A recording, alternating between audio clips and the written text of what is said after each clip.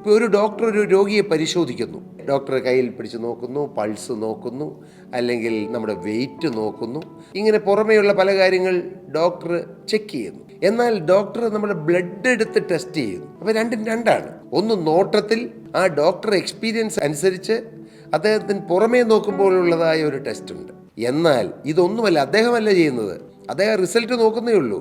അതിന് തക്കതായ മെഷീൻ, അതിനുള്ള ടെസ്റ്റുകളെല്ലാം ബ്ലഡ് ടെസ്റ്റ്, സലൈവ ടെസ്റ്റ്, എന്തുമാത്രം ടെസ്റ്റുകളുണ്ട് അല്ലേ? ഈ ടെസ്റ്റുകൾ ചെയ്യുമ്പോഴാണ് ആ ഒരു മനുഷ്യന് എന്തെല്ലാം രോഗങ്ങളുണ്ടെന്ന് അറിയുന്നത്. ഇതുപോലെയാണ് നമ്മുടെ ആത്മീയ ജീവിതത്തിൽ. പ്രകടമായ ഒരു പാപത്തിന് പോകുന്നില്ല, മദ്യപിക്കുന്നില്ല, പുകവലിക്കുന്നില്ല, മോഷണത്തിന് പോകുന്നില്ല, വ്യഭിചാരത്തിന് പോകുന്നില്ല, ആകത്തുകയായിട്ട് വലിയ കുഴപ്പമില്ല.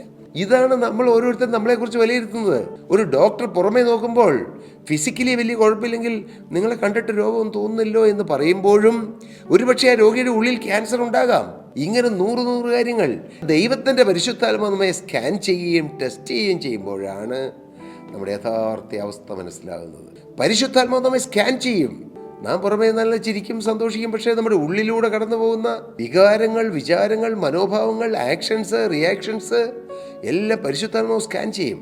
അങ്ങനെ ഏതെങ്കിലും ദൈവമക്കൾ നിങ്ങൾക്ക് പറഞ്ഞു തരുമ്പോൾ യേസ് ലോർഡ് എന്ന് പറഞ്ഞ് എളിമപ്പെട്ടുകൊള്ളണം. നിങ്ങൾ വിശ്വാസത്തിലിരിക്കുന്നു എന്ന് നിങ്ങളെ തന്നെ പരീക്ഷിപ്പീൻ, നിങ്ങളെ തന്നെ ശോധന ചെയ്യുവീൻ. നിങ്ങൾ കൊള്ളരുതാത്തവരല്ല എന്ന് വരികയും ക്രിസ്തു നിങ്ങളിൽ വസിക്കും. നിങ്ങൾ കൊള്ളരുതാത്തവരാണെങ്കിൽ ക്രിസ്തു വസിക്കുകയില്ല. അതാണ് അതിൻ്റെ അർത്ഥം.